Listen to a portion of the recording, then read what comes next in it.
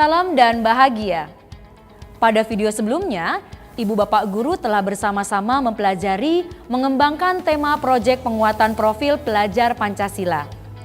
Sekarang, Ibu dan Bapak Guru akan saya ajak untuk lanjut memahami lebih dalam mengenai peran setiap pemangku kepentingan dalam pelaksanaan proyek penguatan profil Pancasila. Ada sebuah peribahasa yang sering kita dengar.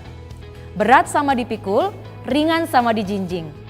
Kira-kira apa ya kaitan peribahasa itu dengan pelaksanaan proyek penguatan profil Pancasila yang harus dilaksanakan di sekolah? Kalau kita pahami dengan lebih mendalam, arti peribahasa tadi adalah gotong royong.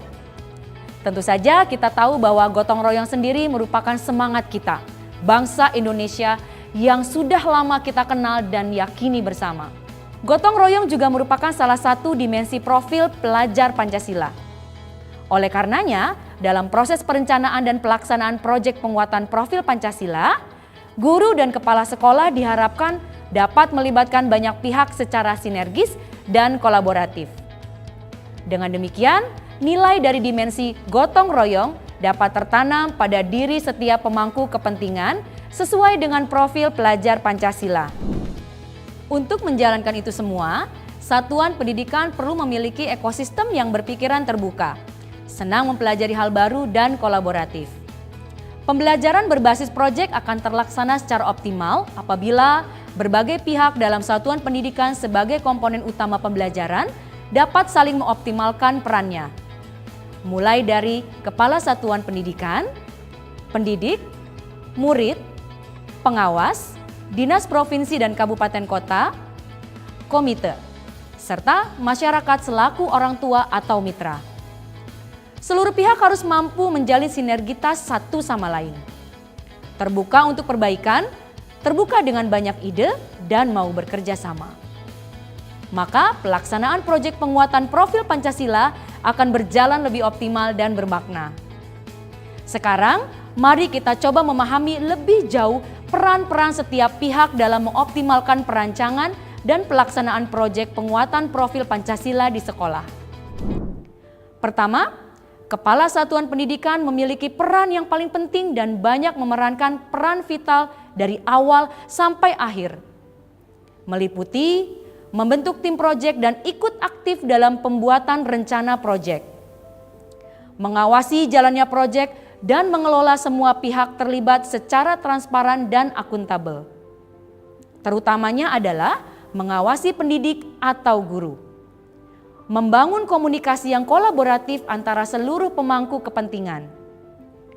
Mengembangkan kapasitas pendidik di satuan pendidikan untuk peningkatan kompetensi yang berkelanjutan.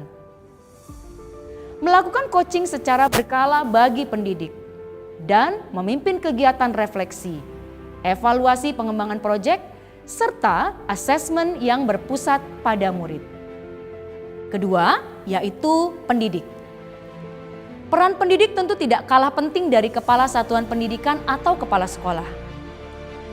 Pendidik bertanggung jawab dari mulai perencanaan proyek hingga pelaksanaannya.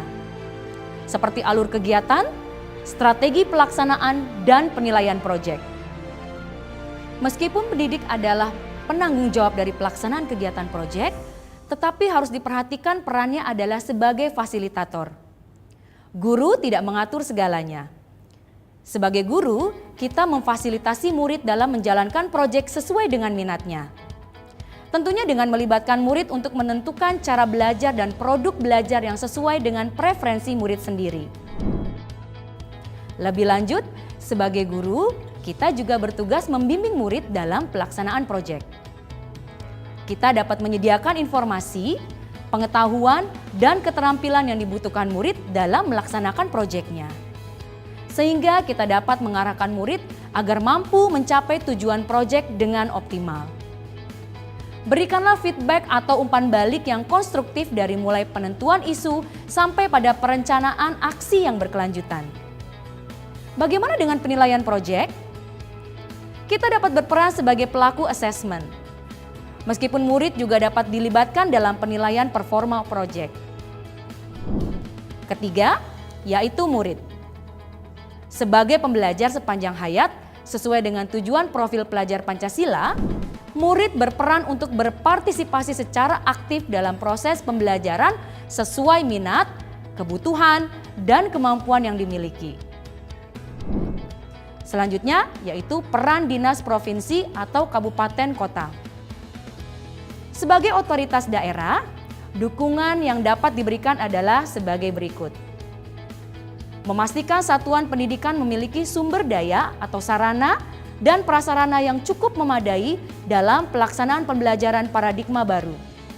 Khususnya, proyek penguatan profil pelajar Pancasila.